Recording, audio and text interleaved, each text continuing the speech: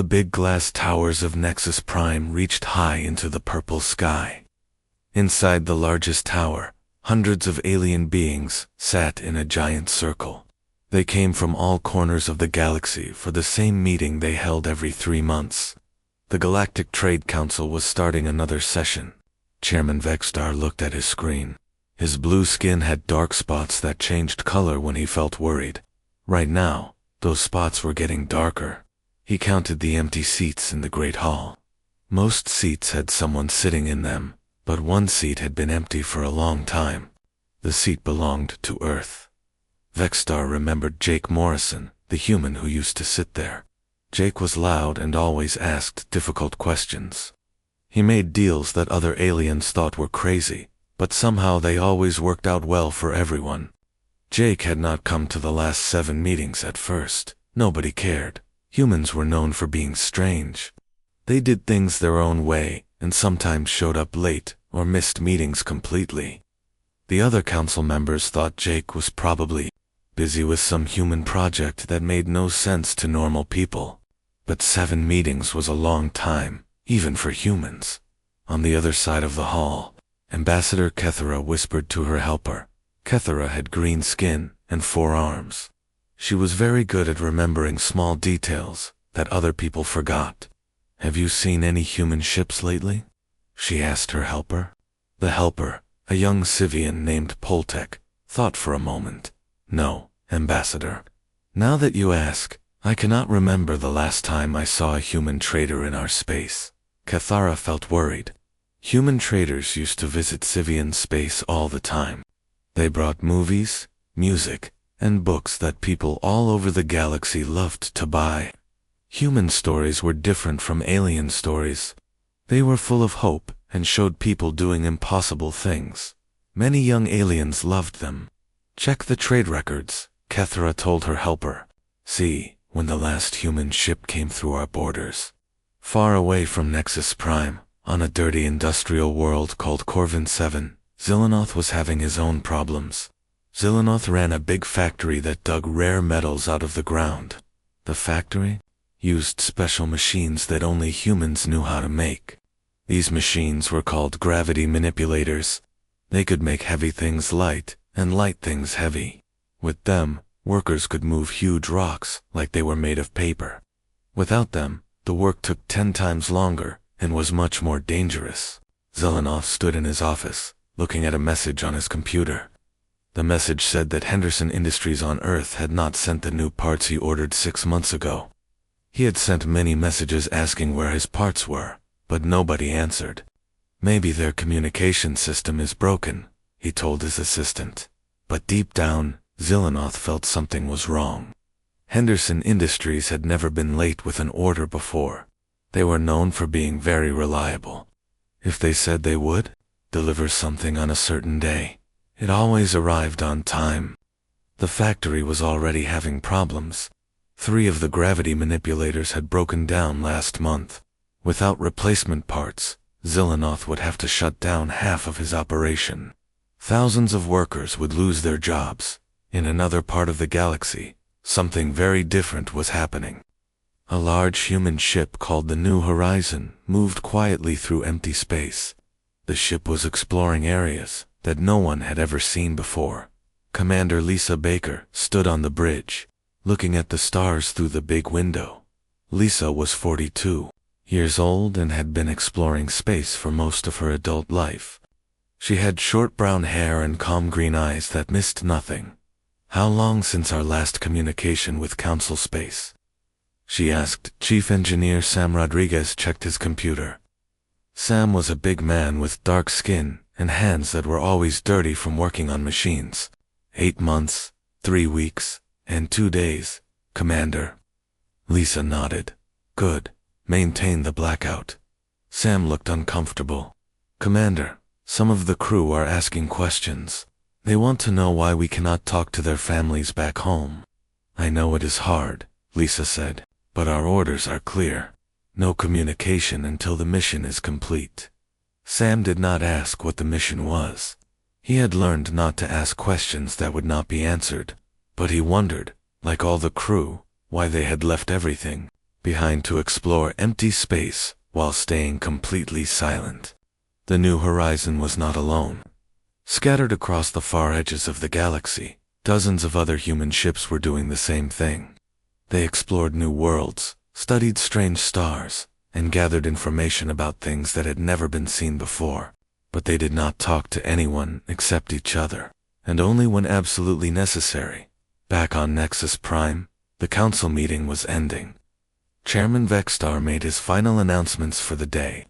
Trade agreements were signed, new exploration zones were marked, and small disputes between member worlds were settled. But as the aliens filed out of the Great Hall, many of them felt like something was missing. They could not say exactly what it was. The meeting had gone smoothly. All the important business had been finished. Yet something felt wrong. It was like trying to remember a song when you could only recall the melody, but not the words. The council had operated for hundreds of years before humans joined. It should have been able to operate fine without them now, but somehow, it did not feel fine. 3 days after the council meeting, a patrol ship made a discovery that changed everything. Captain Mordix of the Titan Defense Force was leading a routine patrol near the edge of council space when his navigation officer noticed something strange. "Captain," the officer said, "according to our star charts, there should be a solar system here." Mordix looked at the empty space ahead of them. "Run a full scan. Maybe our charts are wrong." The scan took an hour. When it was finished, the results made no sense. The scan showed that a solar system had been there recently. There were traces of planets, moons, and even artificial structures. But everything was gone. Not destroyed. Not moved. Gone. "What system was this supposed to be?" Mordix asked. His navigation officer checked the charts again. His face went pale. "Captain, according to these records, this should be the Sol system." Mordix felt his blood turn cold. The Sol system was where Earth was located. Earth, home to 9 billion humans, and the center of human civilization. "Send an emergency message to Council headquarters," Mordix ordered. "Tell them we have found the Sol system, but Earth is not here. Nothing is here. It is like the entire system never existed." The message reached Nexus Prime 6 hours later. Chairman Vexstar read it 3 times before he believed what it said. He immediately called an emergency council session. For the first time in 200 years, the Galactic Council had to face a terrifying question. What happens when an entire species simply disappears? As news of Earth's vanishing spread through Council space, no one realized that this was only the beginning. The galaxy was about to learn just how much it depended on the humans who were no longer there. 3 months passed since the discovery of the empty Sol system. The Galactic Council tried to act like nothing had changed, but cracks were starting to show.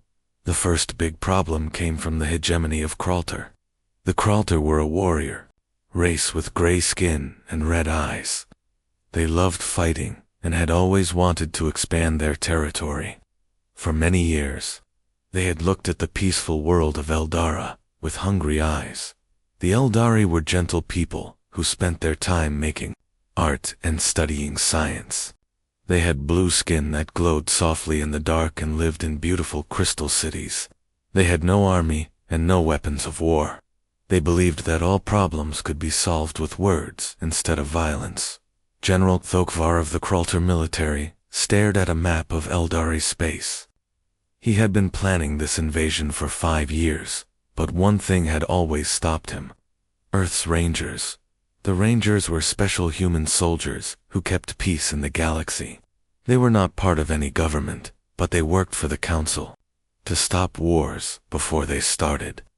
When someone attacked a peaceful world, the Rangers would show up and end the fight quickly. Colonel Matt Chen had been the most famous Ranger. He was a small man who did not look dangerous, but he could stop entire armies with just his squad of 12 soldiers. Major Amy Foster was known for her ability to sneak into enemy bases and disable their weapons without killing anyone. The Rangers had a reputation for doing impossible things. They once stopped a civil war by challenging the two enemy leaders to a cooking contest. They ended another conflict by teaching both sides how to play baseball. Their methods made no sense to other species, but they always worked. But now the Rangers were gone, along with all the other humans. "Begin the invasion," General Thokvar ordered his fleet. The Kralter attack came at dawn on the Eldari homeworld. Thousands of black warships dropped out of hyperspace and began bombing the crystal cities. The Eldari had never seen such violence. They tried to call for help, but it would take days for Council forces to arrive. In the first hour, 3 major cities were turned to dust. Millions of Eldari died, their beautiful crystal homes shattered like glass. The survivors ran to underground shelters, but the Kralter ground forces followed them. By the time Council ships arrived, half the planet was burning. Admiral Colventus led the rescue fleet, but his ships were designed for exploration, not war. The battle was brutal and lasted for 3 days. Even after the Council won, the damage was terrible. 5 million Eldari were dead. Their most beautiful cities were gone forever. It was the worst loss of life the galaxy had seen in 200 years. This would never have happened if the Rangers were here, Admiral Colventus told the Emergency Council session. 12 humans could have stopped this war before it started, but the humans were not there, and nobody knew where they had gone. On the trading station called Theta Hub, other problems were growing. The station floated in space at the crossing of 5 major trade routes. Every day, thousands of ships brought goods from all over the galaxy to trade with each other. For the past 20 years, the trade had been managed by Dr. Alina Walsh and her team of human economists. Alina was a brilliant woman who could predict how trade would change before it happened. Her computer programs watched millions of transactions every day and made tiny adjustments to keep everything running smoothly. Elena's team had prevented 17 major economic crashes. They did this by moving money and goods around in ways that other species found confusing, but somehow always worked. When food prices got too high on one world, Elena would arrange for extra food shipments to arrive just in time. When a factory closed and workers lost their jobs, she would help new companies start in the same area. But Elena's office had been empty for 3 months. Her computer programs were still running, but they needed constant updates to work properly, without someone to guide them. The programs began making mistakes. The first sign of trouble came when the price of Rigelian wheat suddenly doubled overnight.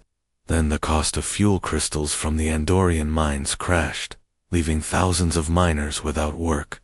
Trade ships that used to visit dozens of worlds each month now had to wait weeks to find buyers for their goods. Station Manager Polvith watched his screens with growing worry. Red warning lights flashed as automated systems reported one crisis after another. Supply chains that had worked perfectly for decades were falling apart. "Can we get replacement economists from other species?" he asked his assistant. "We tried, sir. The Volkari sent their best economic team, but they could not understand Dr. Walsh's systems. They said human economic theory makes no logical sense." "What do you mean?" "Well, sir, humans apparently made decisions based on things like gut feelings and reading between the lines. The Volkari say these concepts cannot be programmed into a computer." Polvith rubbed his forehead with all 4 of his hands. "How long can we maintain current operations?" "At this rate, sir, we estimate complete economic collapse within 6 months. Meanwhile, on the medical research station orbiting New Geneva, Dr. Rick Torres's empty laboratory sat in darkness. Rick had been working on a project that could save millions of lives across the galaxy. Different alien species got sick in different ways. A disease that was harmless to humans might kill a Xanthari in hours. Medicine that cured Rigelian flu could poison an Eldari. For centuries, doctors could only treat their own species, but Rick and his team had been developing universal treatments. They studied how diseases affected different alien biology and created medicines that could be safely used by anyone. Their work was almost finished when they disappeared with the rest of humanity. Dr. Sektar, a Vokari scientist, tried to continue Rick's research. But when he looked at the human notes, he became frustrated. Human medical research was full of intuition and guesswork. They tried treatments that should not work, but somehow did. They made connections between things that seemed completely unrelated. These humans had no scientific method, Dr. Sektar complained to his assistant. They just tried random things until something worked.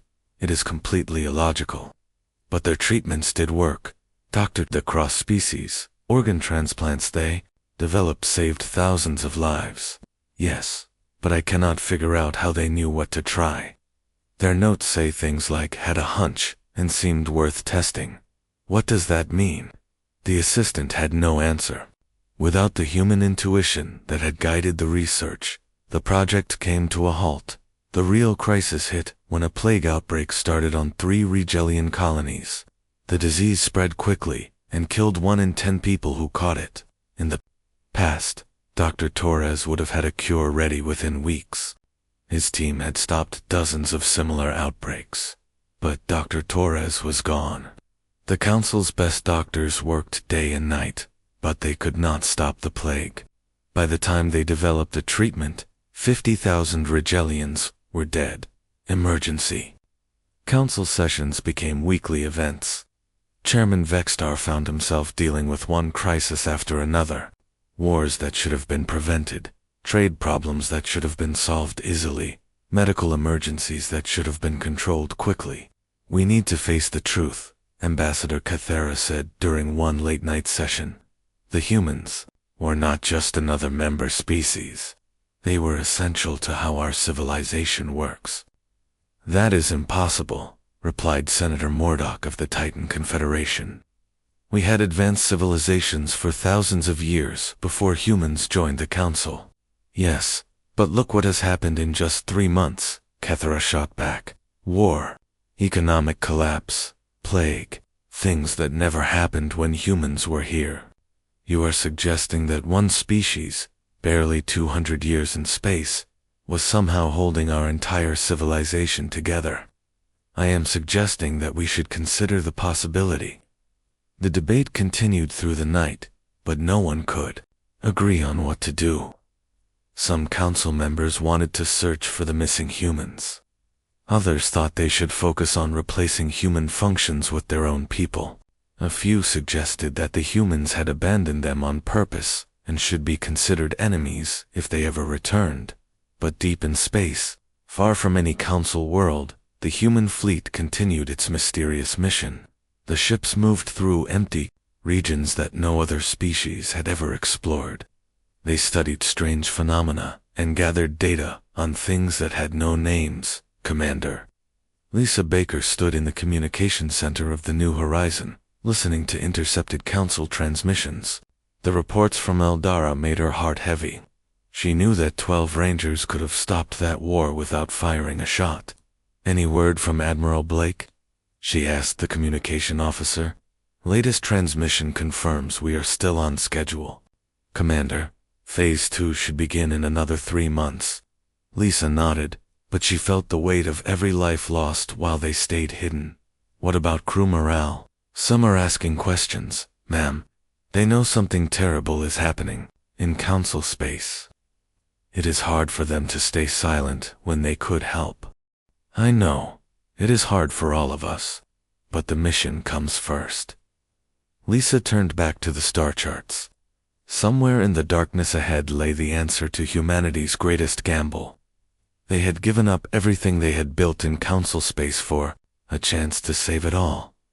But as the reports from the council grew worse each day, Lisa wondered if they had made the right choice. How much suffering was acceptable to prevent a greater catastrophe? How many lives could they let be lost while they pursued their secret mission? The questions haunted her as the New Horizon continued deeper into the unknown, carrying with it the hopes and fears of an entire species. 6 months had passed since Earth disappeared, and the galaxy was falling apart. The Galactic Council met, almost every day now, trying to handle one emergency after another. But their biggest test was about to begin. Deep in the dark spaces between stars, ancient enemies were stirring. The void wraiths had been sleeping for 1,000 years, waiting for the right moment to strike.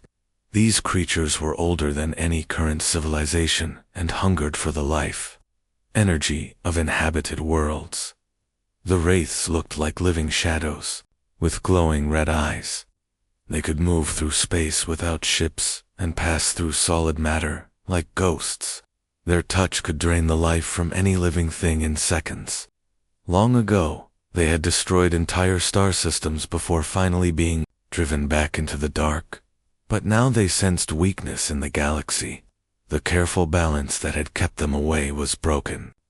The void wraiths began to move toward the outer colonies, ready to feed once again. Admiral Colventus commanded the Titan Defense Force from his flagship, the Star Guardian. He was a proud warrior from a species known for their military strength. His people had never lost a major battle in their 3,000-year history. The first Wraith attack came without warning at the mining colony on Zarian Prime. The colonists sent a desperate message before the communication cut out completely. When Admiral Colventus arrived with his fleet, he found an empty world, drained of all life. Deploy the fleet in standard defensive formation, the Admiral ordered.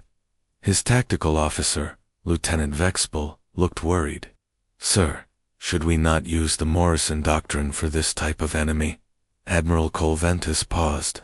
The Morrison Doctrine was a battle strategy developed by humans. It seemed completely insane to most military minds, but it had worked every time it was used. Instead of forming neat battle lines, ships would spread out in random patterns and attack from unexpected angles. We do not need human tactics, the Admiral said firmly. Our formations have worked for centuries. The battle was a disaster. The wraiths moved through space in ways that no ship could match. They appeared behind the fleet's defensive lines and tore through the ships like paper in 30 minutes. Admiral Colventus lost half his fleet and barely escaped with his life as he sat in his damaged command center.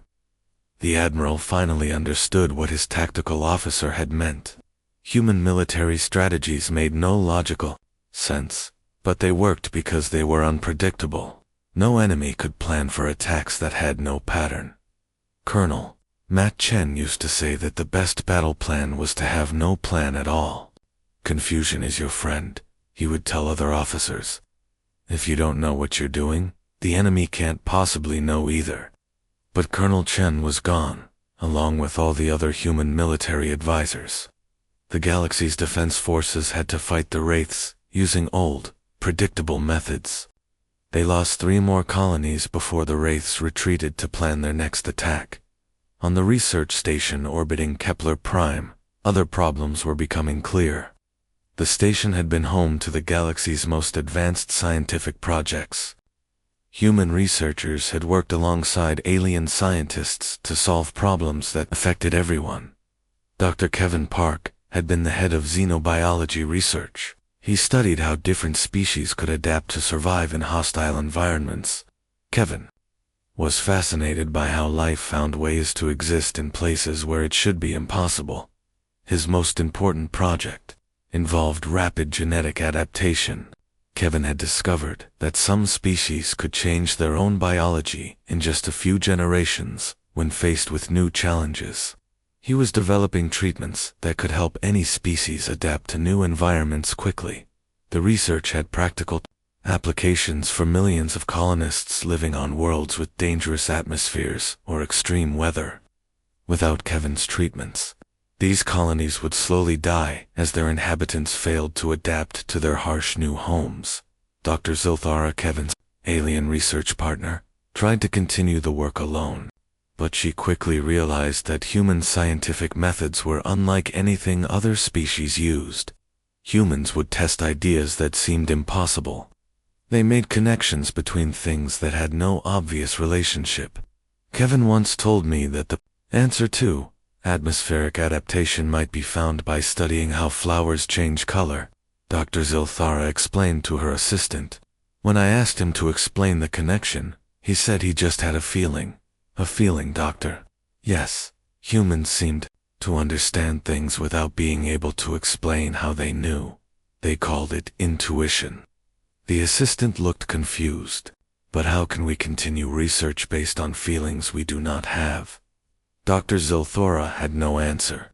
Without human intuition to guide the research, she could only use traditional scientific methods. Progress slowed to almost nothing, and 3 colony worlds began reporting increased death rates as their populations failed to adapt to environmental changes. Meanwhile, the galaxy's communication networks were failing for 200 years. Interstellar communication had depended on a complex web of relay stations and artificial intelligence systems. The network carried trillions of messages every day between thousands of worlds. Maya Johnson had been the chief systems engineer who maintained this network. Maya was a quiet woman who understood computers better than most people understood their own families.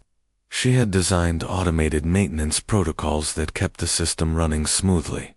But the protocols were more than just computer programs. They required constant small adjustments that only Maya seemed to understand.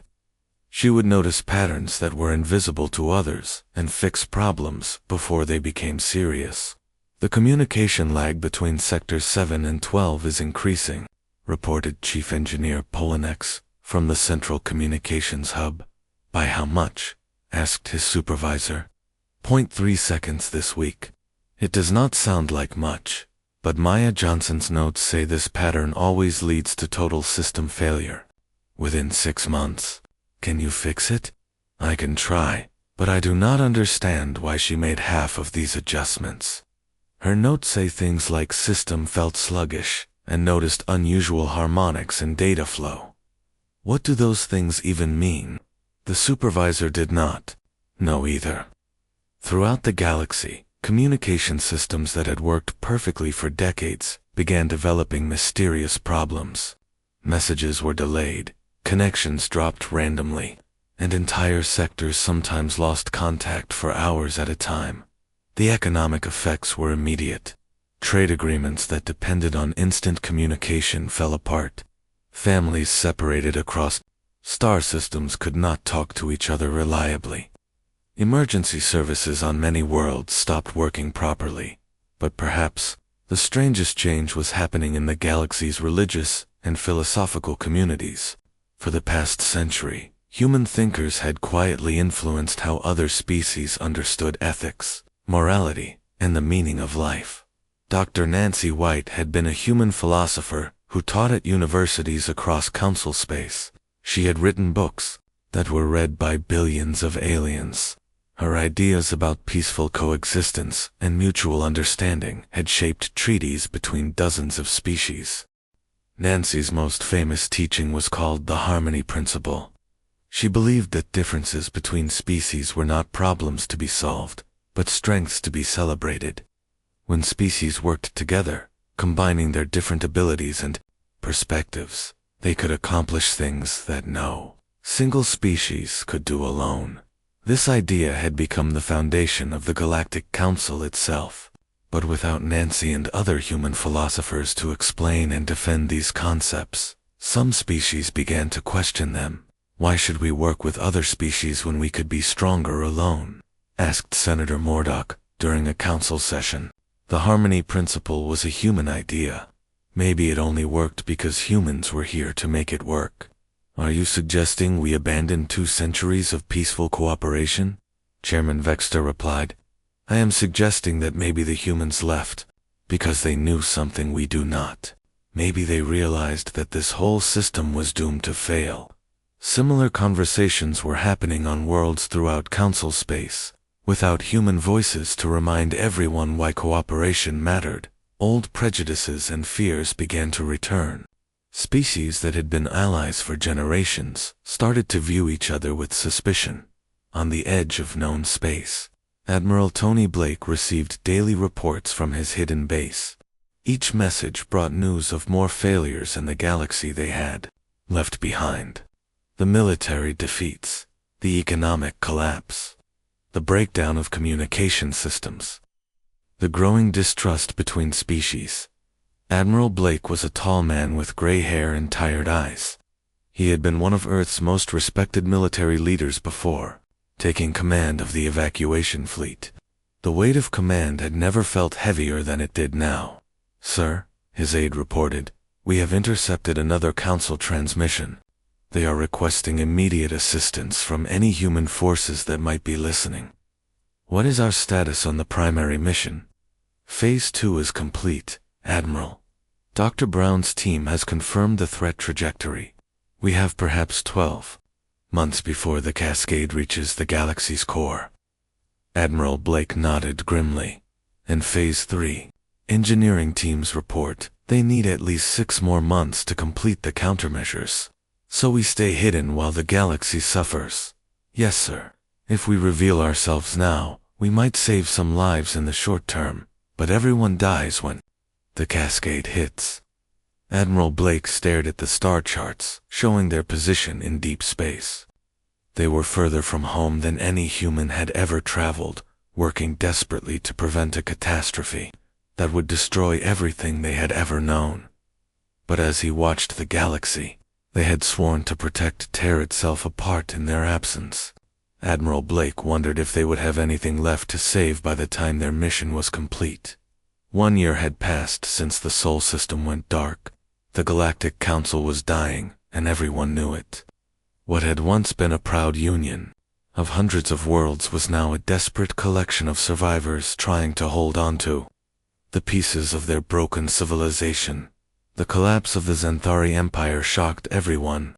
The Xanthari had been the most stable power in the galaxy for over 1,000 years. Their crystal cities floating in space were symbols of order and prosperity. But without human diplomatic mediation, old disputes within the empire erupted into open war. Prince Zekthar had always resented his brother Prince Velthor's claim to the throne. For decades, human diplomats had managed this rivalry through careful negotiations and compromise agreements. Ambassador Jake Morrison had spent years arranging joint projects that gave both brothers important roles in the empire. But Jake was gone, and no other species understood the delicate balance he had maintained. The Civil War began when Prince Zekthar accused his brother of making secret deals with alien traders. Within hours, the Empire's mighty fleet was split in half, with ships firing on vessels they had served alongside 4 centuries. The war consumed 12 star systems in just 3 months. Ancient Xanthari cities that had stood for millennia were reduced to floating debris. Millions died in battles over worlds that neither brother could truly control. By the end of the year, the once mighty Xanthari Empire had fractured into 12 separate kingdoms, each ruled by a different member of the royal family. What had been the galaxy's most powerful stabilizing force became a chaotic mess of competing warlords. Chairman Vextar watched the reports from his office on Nexus Prime. The room felt too big now, with so many member worlds either destroyed or withdrawn from the council. More than half of the Great Assembly Hall sat empty during sessions. "How many worlds have requested withdrawal this week?" he asked his assistant. 14, Mr. Chairman. They cite inability to maintain trade relationships and fear of void wraith attacks as their primary concerns. Vextar rubbed his tired eyes. The void wraiths had destroyed 8 more colonies in the past month. Without human military strategies, the Council's fleets could barely slow down the attacks, much less stop them. But the final crisis came from an unexpected source. Deep in space, ancient machines that had protected the galaxy for millions of years were breaking down. The Guardian Array was older than any current civilization. Nobody knew who had built the massive network of defensive satellites that surrounded the galaxy's core worlds. The technology was so advanced that most species could barely understand how it worked. But somehow, humans had figured it out. Dr. Paul Martinez had been the chief engineer responsible for maintaining the array. Paul was a quiet man who loved solving puzzles that other people thought were impossible. He had spent 30 years studying the ancient technology, learning to speak its strange language of energy patterns and quantum resonance. Working with systems specialist Grace Wang, Paul had developed maintenance procedures that kept the array functioning properly. Grace had an amazing ability to sense when machines were about to fail, even when diagnostic systems showed everything was normal. The array is having a bad day, Grace would tell Paul when she felt something was wrong. This made no scientific sense to other species. But Paul always found problems exactly where Grace said they would be. Together, they had maintained technology that protected billions of lives across hundreds of worlds. The Guardian Array could stop asteroid impacts, deflect dangerous radiation from dying stars, and create energy barriers that even the Void Wraiths could not cross. But Paul and Grace had vanished with the rest of humanity. The alien engineers who tried to replace them were completely lost. Chief Engineer Morvex led a team of the galaxy's best technical experts in an attempt to understand the array's systems. They had been working for months with little success.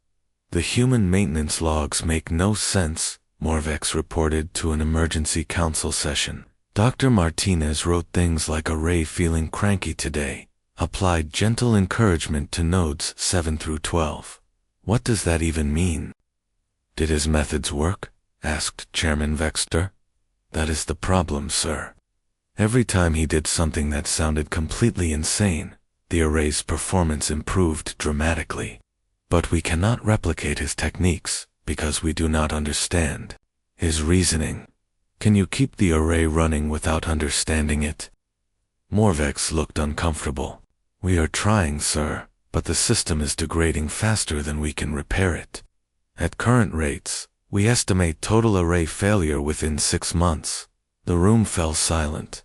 Without the Guardian Array, the core worlds would be defenseless against cosmic disasters and Void Wraith attacks.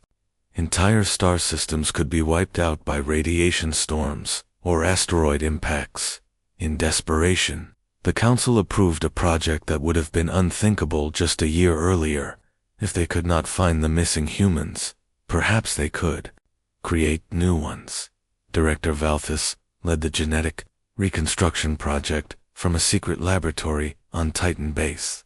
The Council had managed to collect human DNA samples from medical records and old research projects. Using their most advanced cloning technology, they attempted to recreate human intelligence and creativity. The initial results are promising, Valthus reported to a closed council session. We have successfully cloned human biology. The subjects appear physically identical to baseline humans, and mentally, asked Chairman Vextar. That is where we encounter problems, sir. The clones possess human-level intelligence, but they lack something essential. They cannot make the intuitive leaps that characterized human problems. They think logically, like the rest of us. Is that not good enough? No, sir.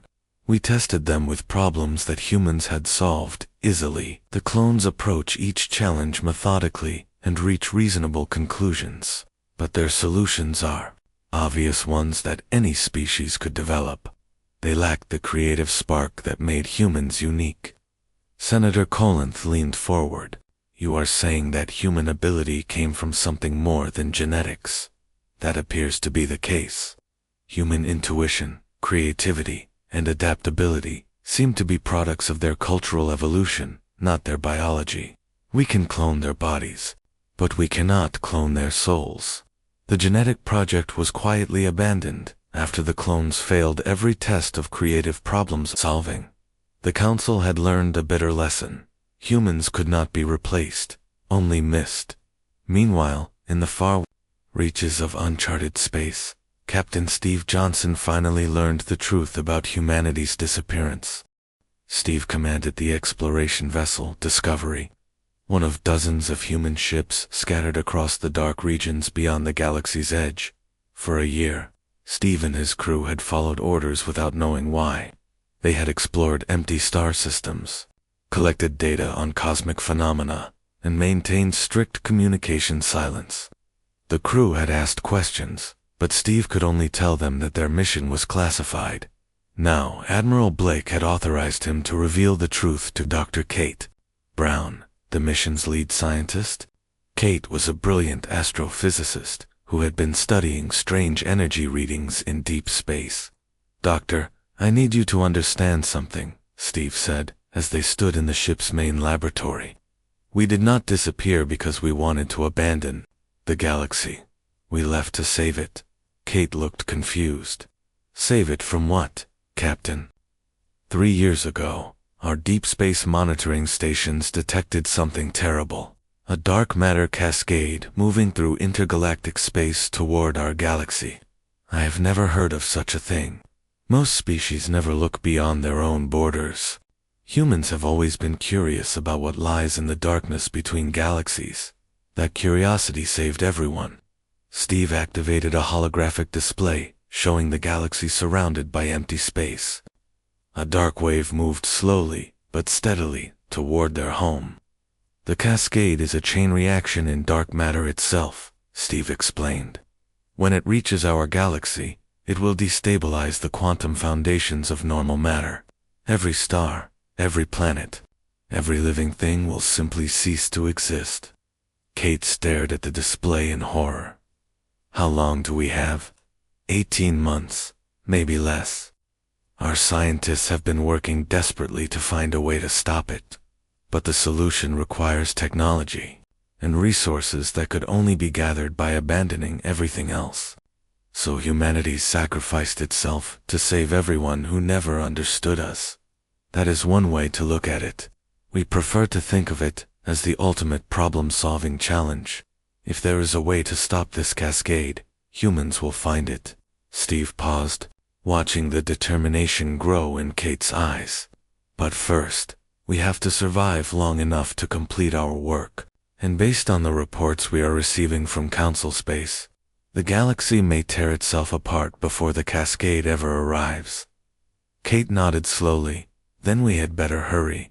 As the Discovery continued deeper into the void, carrying with it humanity's desperate gamble to save a galaxy that had never realized how much it needed them, the countdown to extinction continued. The cascade was coming.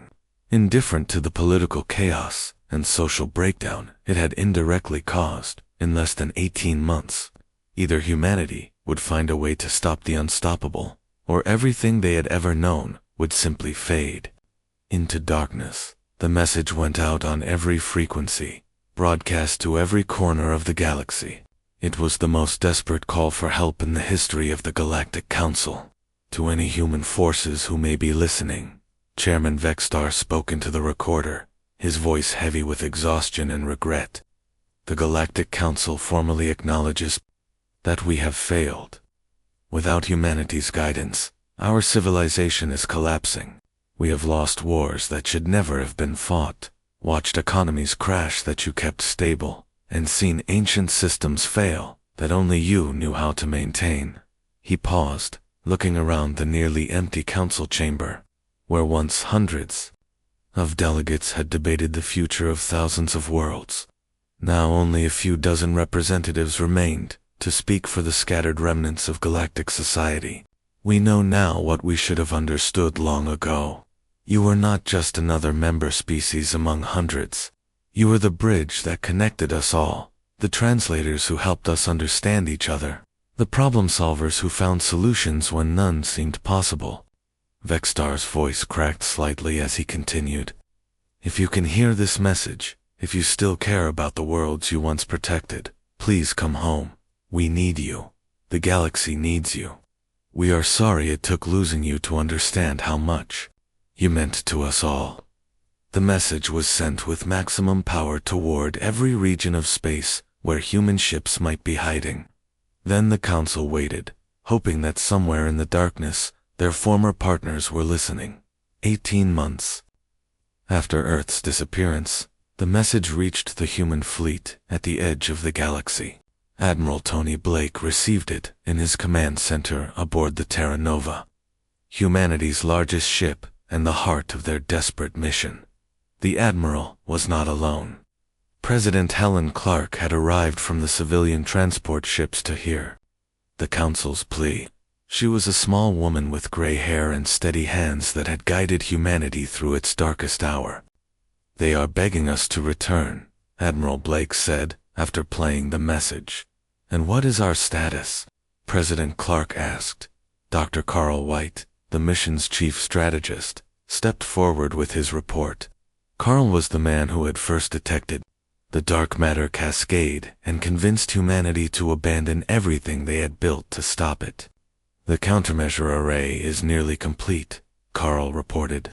"But we estimate another 6 months of work before it will be ready to deploy, and if we return to Council space now, we could save some lives in the short term.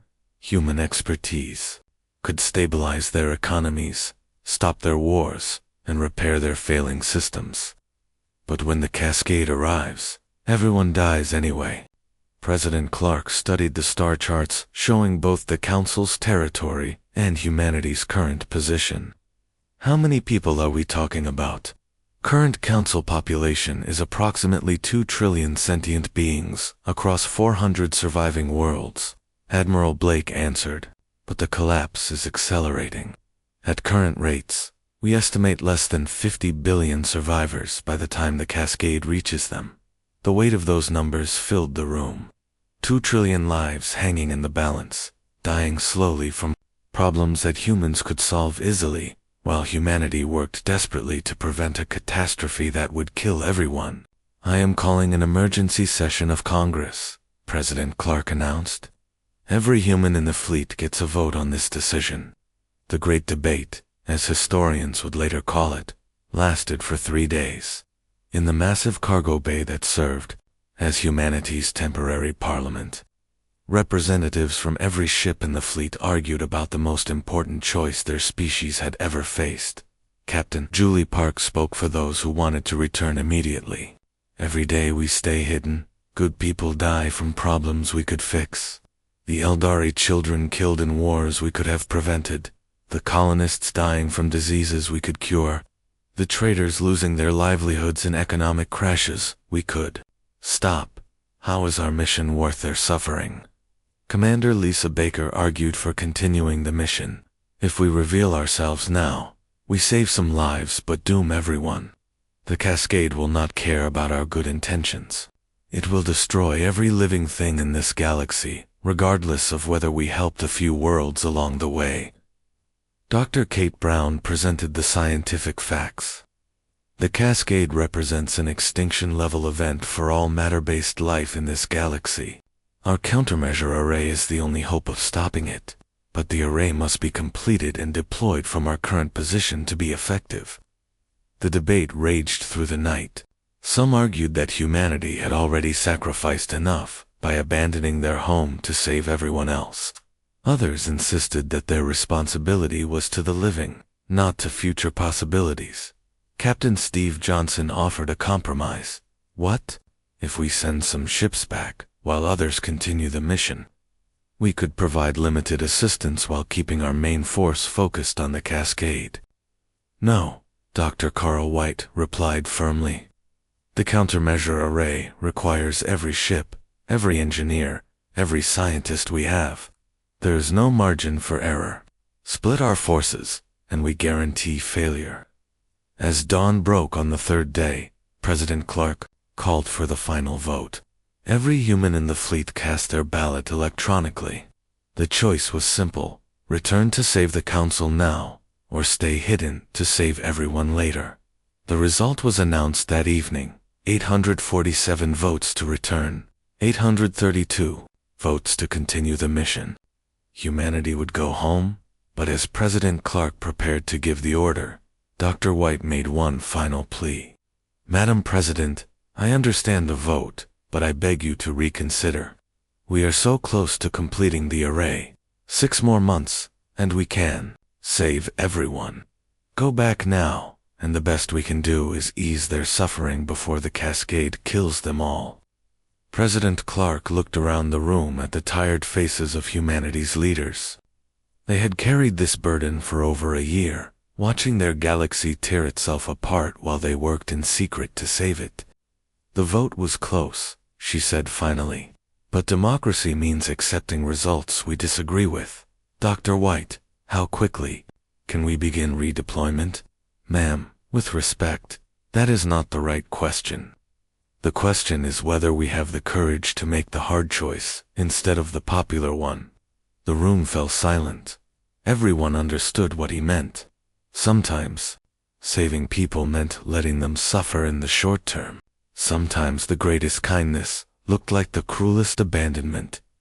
President Clark closed her eyes for a long moment. When she opened them, her decision was clear. We will send one ship, she announced. The Discovery, under Captain Johnson's command, will return to Council space to provide humanitarian assistance and deliver a message explaining our situation. The rest of the fleet continues the mission. It was a compromise that satisfied no one completely, but offered hope to everyone. The Council would learn that humanity had not abandoned them, and the Cascade project would continue with minimal delay. 3 weeks later, the Discovery emerged from hyperspace above New Geneva Station, where the remnants of the Galactic Council had relocated after Nexus Prime became too dangerous to defend. Captain Johnson's transmission reached the station within minutes. New Geneva Station, this is Captain Steve Johnson of the human vessel Discovery. We are responding to the Council's call for assistance. The response came so quickly, it overlapped with his transmission. Discovery, this is Station Control. We confirm your identity. Chairman Vexstar is requesting immediate communication. Within the hour, Captain Johnson stood before the emergency council session. The room that had once held hundreds of delegates now contained fewer than 30 representatives from the surviving worlds. Captain Johnson, Chairman Vexstar said, his voice filled with emotion. You cannot know how good it is to see a human face again. Mr. Chairman, I bring greetings from President Clark and all of humanity, but I also bring difficult news. Steve explained the situation carefully, describing the dark matter cascade and humanity's desperate mission to stop it. He told them about the countermeasure array that might save everyone, and the terrible choice his people had made. So you are here to help us die more comfortably? Senator Colinth asked bitterly. No, sir. I am here to help you survive until we can save you all. My ship carries medical supplies, technical experts, and diplomatic advisors. We can help stabilize the situation while the main fleet completes their work. And if your mission fails, then we face the end together, as partners should. The Council voted unanimously to accept human assistance. Within days, the Discovery's crew was scattered across Council space, working frantically to repair the damage of the past year. Dr. Kate Brown led a team to restart the Guardian Array maintenance systems. She could not replicate Paul Martinez's intuitive understanding of the ancient technology, but she could follow his detailed notes and keep the array functioning for a few more months. Lieutenant Amy Foster took command of the scattered Council Defense Forces, implementing human tactical doctrines to counter the Void Wraith attacks. She could not stop the Wraiths entirely, but she could slow their advance and save some colonies. Engineer Sam Rodriguez worked with alien economists to stabilize the collapsing trade networks. He lacked Dr. Alina Walsh's genius for economic prediction, but he understood enough of her methods to prevent total collapse. The improvement was immediate, but limited. One ship's worth of humans could not replace an entire civilization's contribution. They were a band-aid on wounds that needed surgery, buying time for a cure that might never come. As the months passed, Captain Johnson sent regular reports to the Hidden Fleet. The Council's situation was stabilizing slowly, but the cascade was still approaching. In the Deep Space Laboratory, aboard the Terra Nova, Dr. White's team worked around the clock to complete their impossible project. The final countdown began when long-range sensors detected the cascade's arrival at the galaxy's edge. It moved like a wave of nothingness, erasing stars and planets as if they had never existed. Entire star systems simply faded from the universe, leaving behind empty space that somehow felt darker than normal. How long until it reaches the core worlds? President Clark asked. 6 weeks, Dr. White replied. The array will be ready in 4 weeks, but we need time to position it properly and coordinate the activation sequence. And if we fail, then, in 6 weeks, this conversation will have never happened, because we will have never existed to have it. The next month was the longest in human history. Every day brought the cascade closer to inhabited space. Outer colonies reported seeing stars disappear from their night skies as the wave of destruction advanced. The countermeasure array was unlike anything ever built.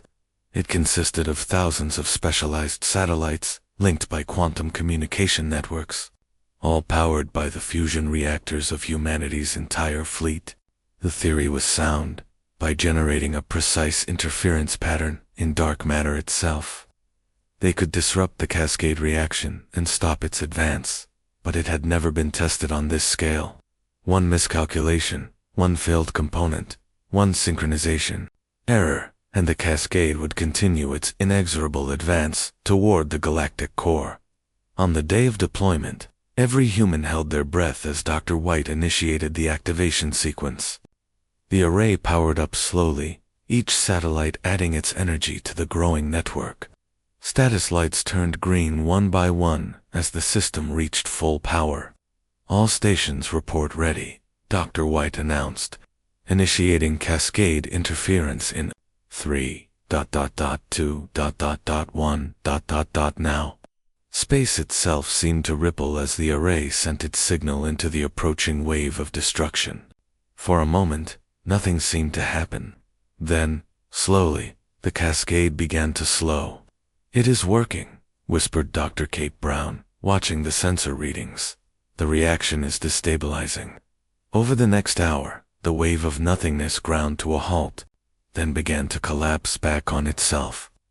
The dark matter cascade that had threatened to erase an entire galaxy was dissipating like smoke in the wind.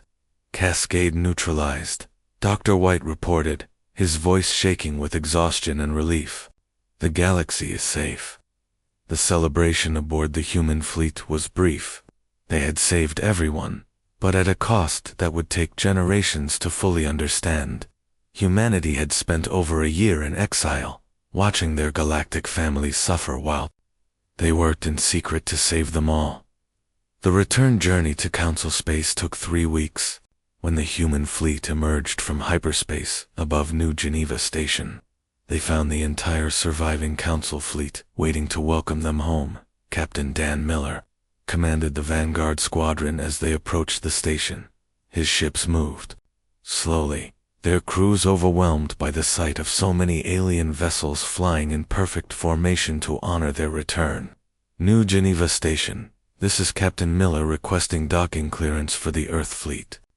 "Captain Miller," came Chairman Vextar's voice over the communication channel, "welcome home.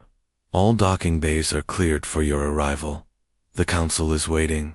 As the human ships settled into their berths, delegations from every surviving world gathered to greet them. There were no speeches, no grand ceremonies. Instead, there were quiet conversations between old friends reunited. Handshakes between partners who understood each other better than ever before. Admiral Blake met with Chairman Vextar in the station's council chamber. The room felt larger now, with so many empty seats serving as reminders of what had been lost during humanity's absence. Admiral Vextar said, "We owe you an apology that we can never adequately express." "No apology is necessary, Mr. Chairman. We all did what we thought was right. But we should have trusted you. When you disappeared, we should have asked why, instead of simply assuming you had abandoned us." Admiral Blake nodded. "And we should have found a way to explain our mission without risking its failure. Perhaps together we can ensure that neither mistake is repeated." "Together," Vextar agreed, "as it should be." In the weeks that followed, humans quietly resumed their roles throughout Council Space. They did not seek recognition or special treatment. They simply returned to work, solving problems, preventing conflicts, and building bridges between different species. Dr. Paul Martinez and Grace Wong rebuilt the Guardian Array maintenance protocols, training alien engineers to understand not just the procedures, but the intuition behind them. Colonel Matt Chen and Major Amy Foster established new peacekeeping doctrines that could be adapted by other species.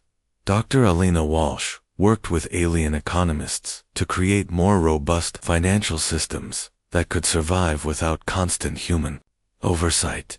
Dr. Rick Torres shared his medical research freely, ensuring that cross-species treatments would continue even if humans were not available to administer them. The galaxy began to heal, stronger than before because it now understood the value of every contribution. The empty seats in the council chamber were filled again as new worlds joined, attracted by the promise of a truly cooperative galactic community. But the most important change was harder to see. Throughout council space, different species began to ask new questions. Instead of simply accepting that problems had no solutions, they began to wonder, what if? They started looking for connections between seemingly unrelated things. Trusting their instincts when logic failed them, they were learning to think like humans. Years later, when historians wrote about the Great Absence, they would struggle to capture the full impact of humanity's sacrifice. Numbers could describe the lives saved and the disasters prevented, but they could not measure the deeper lesson the galaxy had learned. In the end, the most important discovery was not how to stop a dark matter cascade or maintain ancient technology. It was the understanding that every voice mattered, every perspective had value, and every species had something unique to contribute to the greater whole. The galaxy had learned that diversity was not just beneficial, it was essential, and in learning that lesson, they had become worthy of the sacrifice humanity had made to save them all.